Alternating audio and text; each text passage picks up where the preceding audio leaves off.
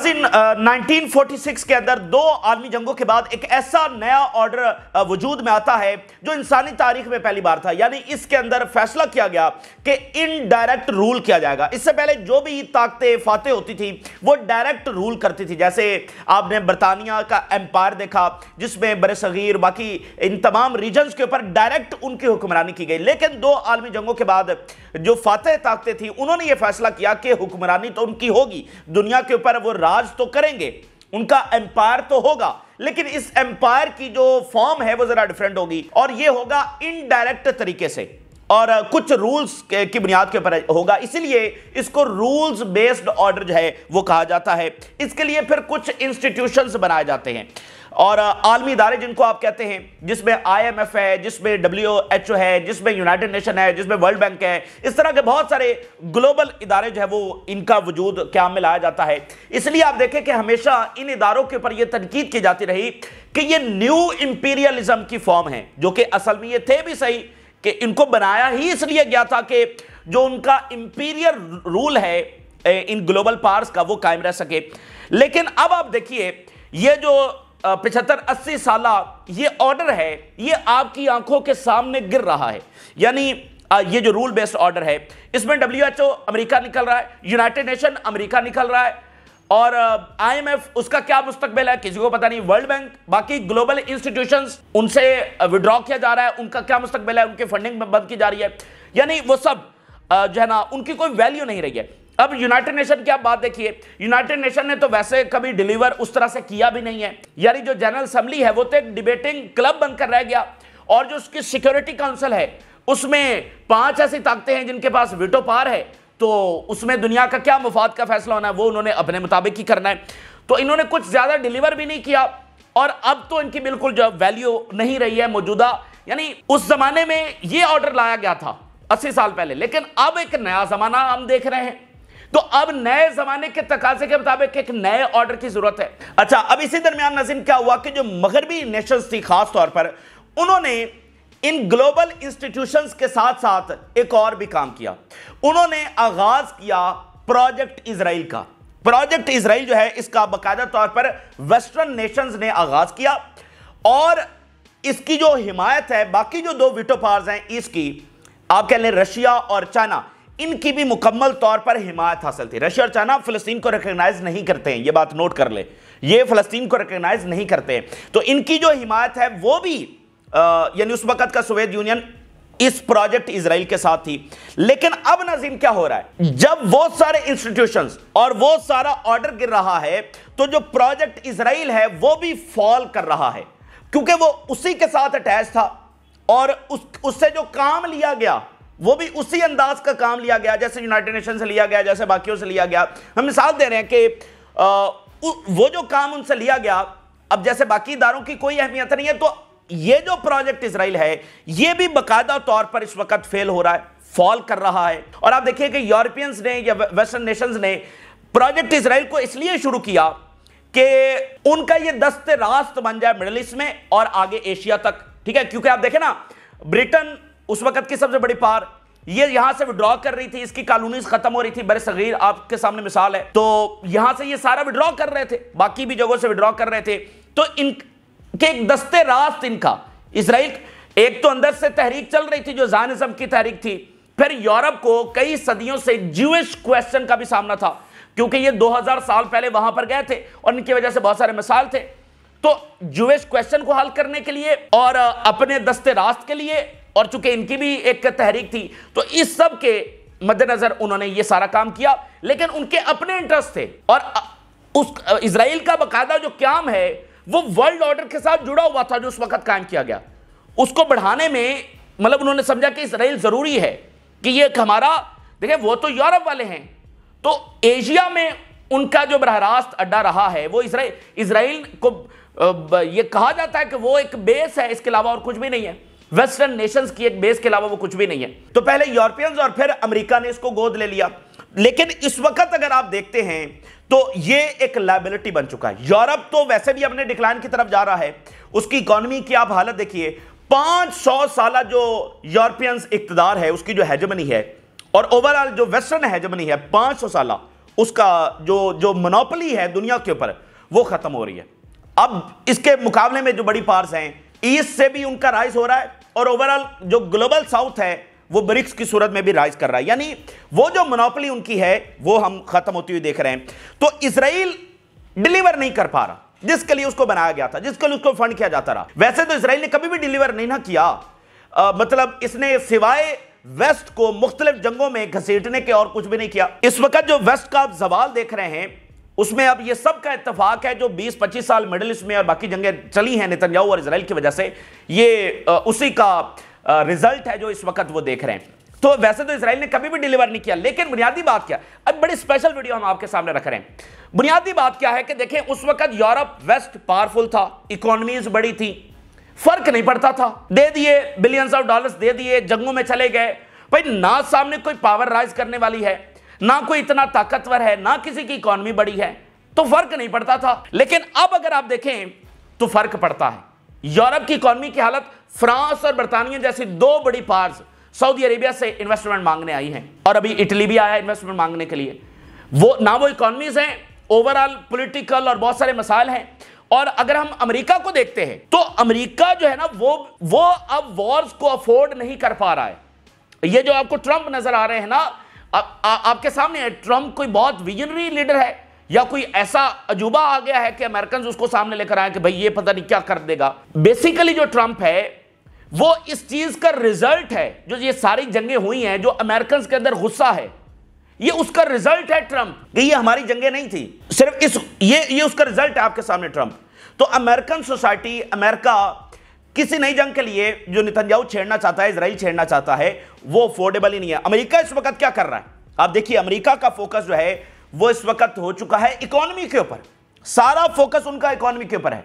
और फिर जो अमेरिका फर्स्ट का नारा लगा है, भाई अमेरिका फर्स्ट है, तो फिर अगर ट्रंप इजराइल फर्स्ट लाना भी चाहेगा तो नहीं ला सकता, क्योंकि अवाम उस लेवल के ऊपर पहुंच चुकी है। तो अमेरिका फर्स्ट का नारा लग गया। पहले तो इजराइल को ऐसी किसी सूरत हाल का सामना नहीं था।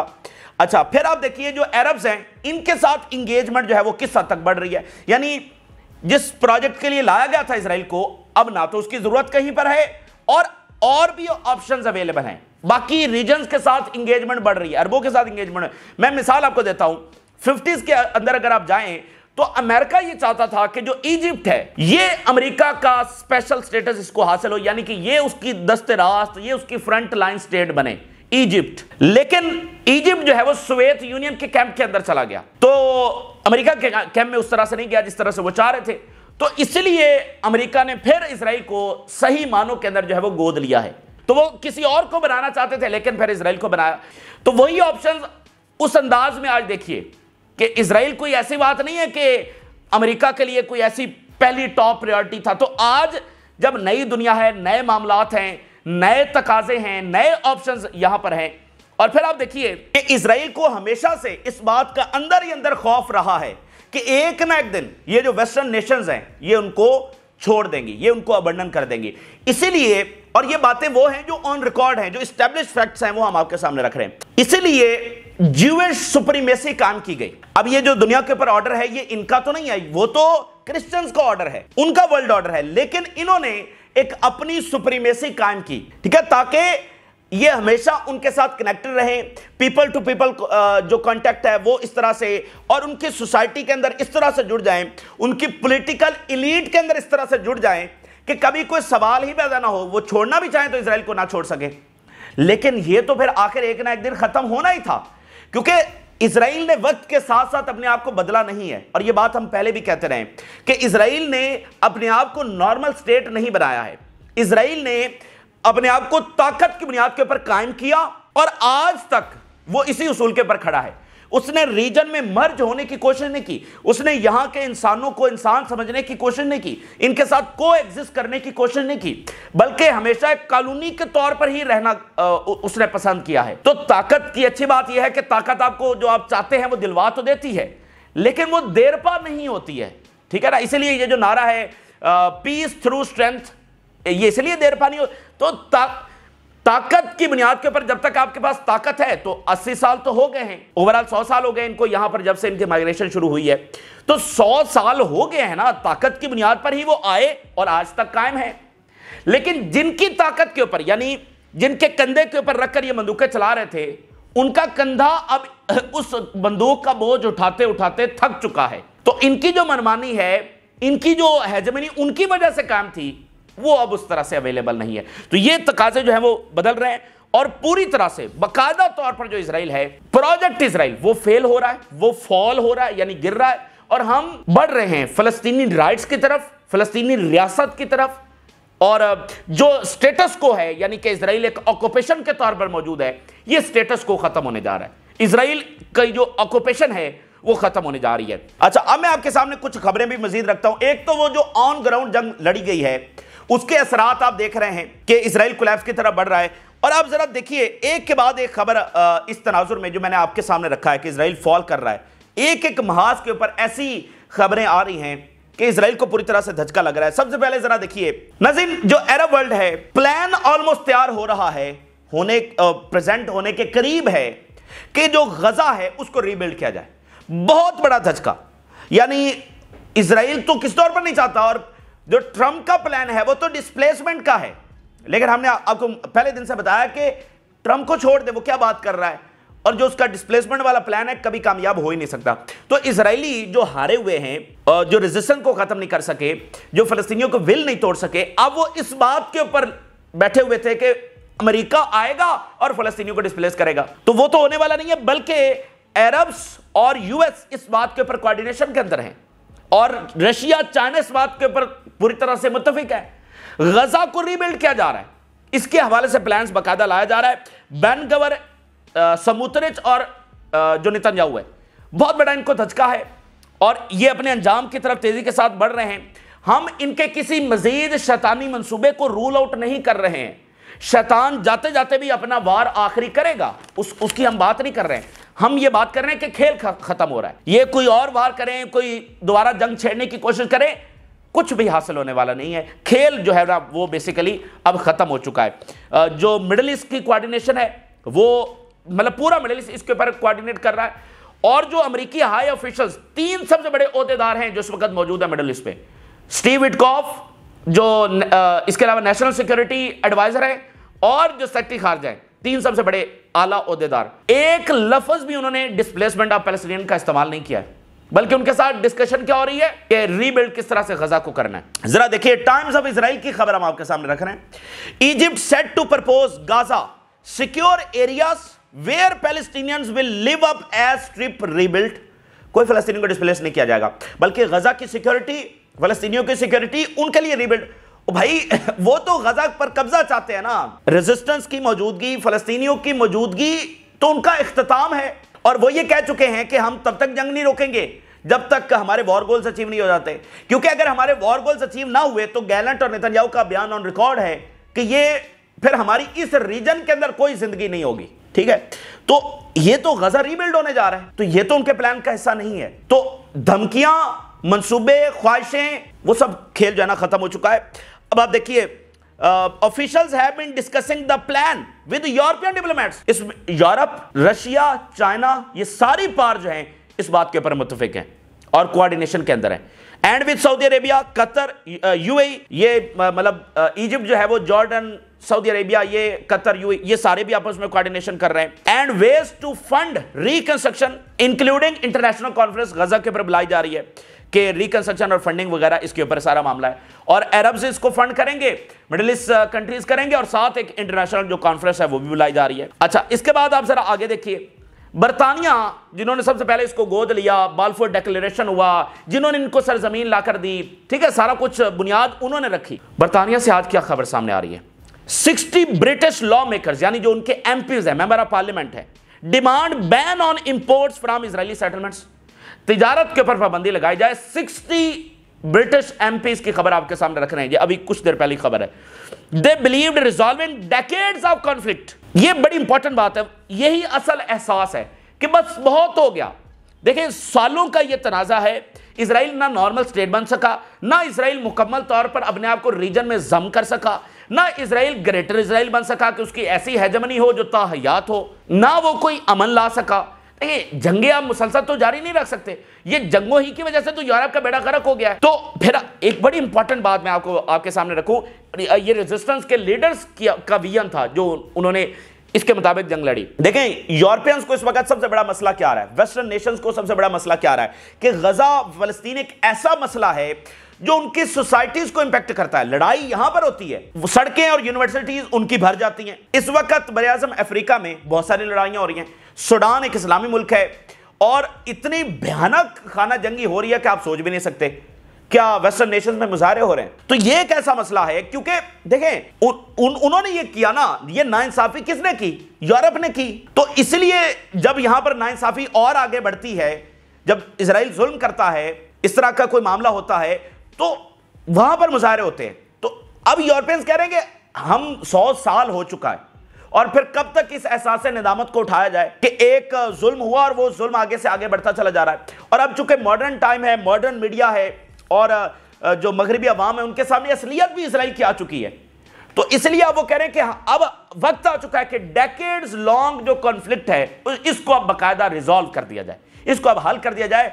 अब हम में भी ये सकत नहीं है कि इसको मजीद ड्रैग कर सके। देखें, या तो इजराइल ग्रेटर इजराइल बन गया होता, यानी अपार्थाइड स्टेट ना रहता, फलस्तीनी कॉज ही खत्म हो जाता, या तो ये हो जाता, ठीक है, या रीजन इसको एक्सेप्ट कर लेता, या इसकी कोई ऐसी ताकत कायम हो जाती जो ताहयात है। इस वक्त जब हम बात कर रहे हैं और इस जंग के बाद, तो ये तीनों चीजें नहीं हुई हैं।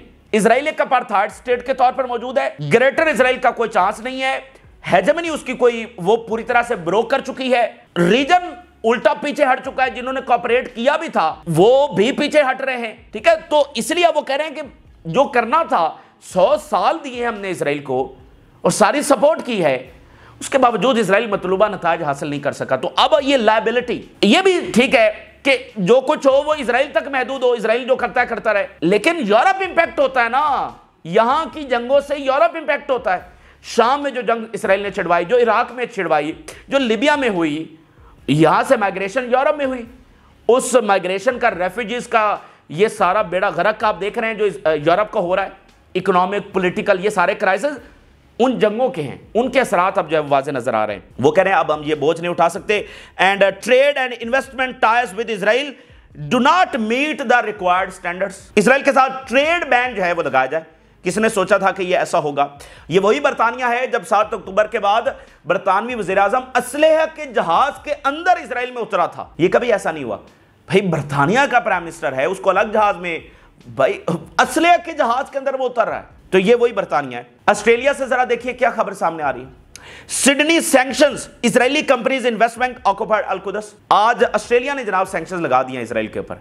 तो कहां है वो मुकद्दस स्टेट, रिलीजियस फ्रीजे वाली स्टेट, आपको कहां पर नजर आ रही है? इसके अलावा जो यूएस सेनेटर्स हैं उन्होंने किसी तौर पर जो डिस्प्लेसमेंट वाला प्लान है उसको कबूल नहीं किया। जरा स्टेटमेंट देखिए। The plan that the Arab countries will present to president Trump may be a turning point in the region. Reject कर दिया प्लान और कहा है कि ये जो अरब्स प्लान लेकर आ रहे हैं, मिडिल ईस्ट जो प्लान लेकर आ रहा है गजा को रीबिल्ड करने का, फलस्तीनियों को उनके असली राइट्स वापस देने का, ये वो प्लान है जो असली प्लान है, ये वो प्लान है जो रीजन की तकदीर बदल देगा और टर्निंग पॉइंट जो वो साबित होने जा रहा है। ठीक है, तो ये सूरत आगे बढ़ते जाइए। आगे अगली खबर देखिए। अमेरिका में ज्यूइश काउंसिल है। ज्यूइश काउंसिल के अंडर बहुत सारी ऑर्गेनाइजेशन, यानी जितनी भी ज्यूज ऑर्गेनाइजेशंस हैं उनके ऊपर एक ज्यूइश काउंसिल है। तो ज्यूइश काउंसिल का इजलास हुआ है जिसमें बहुत सारी ज्यूइश ऑर्गेनाइजेशंस वो सारी इकट्ठी हुई हैं और वहां से बात क्या सामने आई है। अब देखें, ये हमारी बात नहीं है, एक एक चीज हम आपके सामने सबूतों के साथ रख रहे हैं। ज्यूइश काउंसिल ने यह कहा है कि इजराइल की जो बका है उसकी तो जमानत ही फलस्तीन है। तो अब वक्त आ गया है कि फलस्तीनी रियासत बना दी जाए, फलस्तीनियों को उनके राइट्स दे दिए जाएं, फलस्तीनी रियासत बाकायदा तौर पर उनका बना दी जाए, वगरना इजराइल के बारे में यह ना सोचे कि अब इजराइल कायम रह सकता है। अब एक ही चांस है कि हम अब फलस्तीनी रियासत की तरफ बढ़ जाएं। ये हमारे अल्फाज नहीं है, टाइम्स ऑफ इजराइल की खबर आपके सामने रख रहे हैं। Trump's Gaza proposal will jeopardize Israel's future, warns head of the liberal Jewish council public affairs CEO. ठीक है, कि फलस्तीनियों को डिस्प्लेस करने की तरफ जाते हैं या कोई ऐसा मंसूबा लेकर आते हैं कि फलस्तीनियों को माइनस करने की कोशिश करते हैं। अब वो माइनस होंगे या नहीं होंगे ये तो अलग डिबेट है। वो कह रहे हैं कि ये तो इजराइल का फ्यूचर ही, असल में आप फलस्तीनियों को खत्म नहीं कर रहे हैं, आप इजराइल का फ्यूचर ही नहीं है फलस्तीन के बगैर। अब वक्त, अब देखिए आगे पढ़िए। कंसेंसस बाकायदा इत्तेफाक हो चुका है अमंग यूएस ज्यूज, सबसे जो ताकतवर कौन से हैं अमेरिकी जो ज्यूज बैठे हुए हैं, that Israel needs to get the prisoners home and create a path forward for the Palestinians. अब इत्तेफाक हो चुका है, वहां पर वक्त आ गया है कि मुआहिदा आगे बढ़ाया जाए, कैदी वापस लाए जाएं और अब बाकायदा फलस्तीनियों को मूव फॉरवर्ड पाथ, वो सेल्फ डिटर्मिनेशन, रियासत, उनके राइट्स, उसकी तरफ बढ़ा जाए। इजराइल्स ओन फ्यूचर, इसका अपना जो मुस्तकबिल है, which is tied to the ability for there to be the Palestinian state. Israel का अपना फ्यूचर जुड़ा हुआ है फिलिस्तीनी रियासत के साथ। यही बात जो सऊदी अरेबिया ने की थी कि इजराइल किसी गलत फहमी में ना रहे कि फिलिस्तीनी रियासत को खत्म करके वो इजराइल जब वो कायम रह सकता है, ऐसा कुछ भी। तो आज जीएस काउंसिल ये बात कर रही है कि इजराइल का मुस्तकबिल, अगर इजराइल को बचाया जा सकता है तो सिर्फ ऐसी सूरत में बचाया जा सकता है कि फिलिस्तीनी रियासत कायम कर दी जाए। और Palestinian self determination, when we lose sight of those long term interest, it ultimately jeopardize Israel's future. अगर आप कोई ऐसा इकदाम उठाने जा रहे हैं, फलस्तीन को खत्म करने की बात करते हैं, तो असल में आप इजराइल को खत्म करने की बात करते हैं, क्योंकि फलस्तीन तो खत्म होना नहीं है, आप इस चक्कर में खत्म हो जाएंगे। Israel's path forward needs to bring the prisoners home and put Israel and the Palestinian people on path toward a long-term security, safety and dignity। Safety के साथ, सिक्योरिटी के साथ, रियासत के साथ जब वो रहे, तो ये सूरत हाल है। में तेजी के साथ हम अगली खबरें जो आपके सामने रखते जा रहे हैं। दुनिया बदल रही है। खुद यरूशलेम के अंदर क्या हुआ है, यरूशलेम में जो इजरायली ऑर्थोडॉक्स ज्यूज हैं उनके यहां से क्या बड़ी इंटरेस्टिंग खबर है। यरूशलेम police confiscate Palestinian flags, anti Zionist protest in Haredi area. वो जहां मतलब जो अल्ट्रा ऑर्थोडॉक्स यूज हैं उनके घरों से फलस्तीनी झंडे और एंटी ज़ायनिस्ट स्लोगन्स निकले हैं। ये अभी यरूशलेम से खबर सामने आ रही है। फलस्तीनियों की बात नहीं कर रहे हैं, इजराइलियों की बात कर रहे हैं, अल्ट्रा ऑर्थोडॉक्स यूज की बात कर रहे हैं। उनके से फलस्तीनी, ये जो अल्ट्रा ऑर्थोडॉक्स यूज हैं, ये समझते हैं कि ये जो ज़ायनिस्ट हैं ये बहुत बड़े कसूरवार हैं, और ज़ायनिस्ट ये जो वापस हमें लेकर आए हैं यहां पर, ये इन्होंने बहुत बड़ा गुनाह किया है। हमें यहां से निकाल दिया गया था, हमारा वापस आना बनता नहीं था, ये हमने बहुत बड़ा गुनाह किया और उसकी हमें सजा मिलेगी। ठीक है, और अब वो मामला किस हद तक बढ़ गया, वो एंटी ज़ायनिस्ट स्लोगन्स और फलस्तीनी परचम अपने घरों में लगा रहे हैं। आप जरा अंदाजा कर लें। और इसके अलावा मोरक्को से खबर यह है कि Moroccan lawyers demand arrest of Israeli minister in Marrakesh. किसी इजरायली मिनिस्टर को मोरक्को में किसी कॉन्फ्रेंस के लिए बुलाया गया है, वहां पर मुजाहरे, जहां पर ये जा रहे हैं मुजाहरे शुरू हो गए। अब आप जरा आखिरी खबर मैं आपके सामने रखता हूं और आप जरा अंदाजा कर लें ब्रिक्स किस तरह जो है वो एक्सपैंड हो रही है। हमने आपको बताया कि इजराइल का क्या काम बनता था, वो एक नॉर्मल स्टेट बन जाता, क्योंकि जब वो वेस्टर्न नेशंस की ताकत के ऊपर वो पुलिस मैन बना रहा है, तो ये ताकत, देखिए दुनिया का इक़्तिदार कोई हमेशा से वेस्ट के पास तो नहीं था। ये कुदरत का उसूल है कि एक कौम से दूसरी कौमों में ये शिफ्ट होता है। तो इजराइल को चाहिए था कि वो एक नॉर्मल स्टेट बनकर एक लेजिटिमेसी हासिल करता, एक मोरालिटी हासिल करता। लेकिन आज 100 साल के बाद ना इजराइल के पास इस सरजमीन पर रहने की कोई लेजिटिमेसी है, ना मोरालिटी है। जो वेस्ट में थी वो भी चैलेंज हो चुकी है, ईस्ट में तो पहले भी नहीं थी। ठीक है, और कोई जवाज नहीं है उसकी यहां पर रहने का, रीजन ने उसको एक्सेप्ट नहीं किया। ताकत का तवाजुन आप देखिए कि कैसे बदल रहा है। इजराइल कायम है मनमानी के वजह से कि वो जो चाहता है कर सकता है, लेकिन अब मैं आपके सामने प्रैक्टिकल सबूत एक रखता हूं, जो पीछे भी बहुत सारे रखे, कि वो मनमानी का टाइम खत्म हो रहा है। ठीक है, वो बात खत्म हो रही है, वो सारा कुछ बदल रहा है। अब जरा खबर देखिए, वेनेजुएला ने आज इंडिया के साथ मुआहदे किए। जो ब्रिक्स है ना, ब्रिक्स कंट्रीज आपस में कनेक्ट कर रहे हैं, ट्रेड हो रही है, ब्रिक्स एक्सपैंड कर रही है, ताकत का तवाज़ुन बदल रहा है। यूरोप का मैंने आपको बता दिया, अमेरिका की प्रायोरिटीज चेंज हो चुकी है। नई जो ताकत दुनिया में इमर्ज कर रही है ब्रिक्स, वो तो वैसे ही फलस्तीन के, उन्होंने तो डिक्लेयर किया हुआ है कि वो तो फलस्तीन के साथ, फलस्तीनी रियासत के ऊपर उन्होंने स्टैंड लिया हुआ है। बीजिंग डिक्लेरेशन हो चुका है। मॉस्को में अभी रिसेंटली कितनी बार डेलीगेशन बुलवाया गया है फलस्तीनियों का। ठीक है, वो ब्रिक्स तो वैसे ही उधर खड़ी हुई है। अब जरा देखिए, वेनेजुएला के साथ पहला इंडियन एग्रीमेंट हुआ है एनर्जी के ऊपर। और अल्फाज जरा अल्फाज बस आप देखिए, आखिरी खबर है, वेनेजुएला's future to be increasingly linked to India. ये वेनेजुएला के प्रेसिडेंट निकोलस मडोरो, जो सबसे बड़े सपोर्टर हैं फलस्तीन के, उनकी जरा वो कह रहे हैं कि इंडिया के साथ और एनर्जी एग्रीमेंट्स बहुत सारे हुए, ऑप्टिमिज्म अबाउट डिफरेंट टाइज, और बहुत सारे अब ताल्लुकात आगे बढ़ेंगे। ये लाइन देखिए, India as one of the new emerging superpowers. West नहीं है, यूरोप नहीं है, क्या है, India as a emerging superpower, यानी कि दुनिया में बहुत सारी ताकतें राइज कर रही हैं, इकोनॉमी, टेक्नोलॉजी, बाकी बहुत सारी चीजें, मिलिट्री। फिर आप देखिए, to move forward because India has unexpected levels of technology that are surprising the world. India भी ऐसी टेक्नोलॉजी बना रहा है जिसने दुनिया को सरप्राइज करके रख दिया. And Venezuela started contributing to an increasingly multipolar world. हम कंट्रीब्यूशन शुरू कर चुके हैं एक मल्टीपोलर वर्ल्ड ऑर्डर बनाने के लिए. और आप जरा अंदाजा करें, इंडिया अभी रिसेंटली इंडिया के प्राइम मिनिस्टर गए हुए थे व्हाइट हाउस और ट्रंप कह रहे हैं हमसे असलहा खरीदो, हमसे तेल खरीदो, हमसे. जापान को कह रहे हैं हमसे तेल खरीदो. और इंडिया पहले रशिया से ऑयल ले रहा है, अब वेनेजुएला से, जिसके ऊपर इतनी सैंक्शंस हैं और जिसको गिराने की पता नहीं कितनी बार अमेरिका ने कोशिश की. और वेनेजुएला के सदर जिनको अमेरिका तस्लीम नहीं करता, इंडिया उनके साथ एनर्जी एग्रीमेंट कर रहा है, उनसे ऑयल ले रहा है जिनके ऊपर अमेरिका ने पाबंदियां लगाई हैं. इसका क्या मतलब है? इसका मतलब यह है कि अमेरिका की वो हेजेमनी खत्म हो रही है. यूरोप तो गया ना खड्डे में. यूरोप को तो खुद अमेरिका कंसिडर नहीं कर रहा. यूरोप की जंग है और खुद अमेरिका यूरोप को कंसिडर नहीं कर रहा. और अमेरिका की कितनी हेजेमनी बाकी रह गई है, ये खबर आप देख लीजिए. इंडिया सैंक्शंस वाले वेनेजुएला से ऑयल खरीद रहा है. तो किधर है अमेरिकी सैंक्शंस, किधर है उनकी अथॉरिटी? ठीक है, तो ये देखें, दुनिया बदल रही है. 100 साल की दुनिया कुछ और थी, लेकिन इजराइल वहीं 100 साल पीछे खड़ा हुआ है.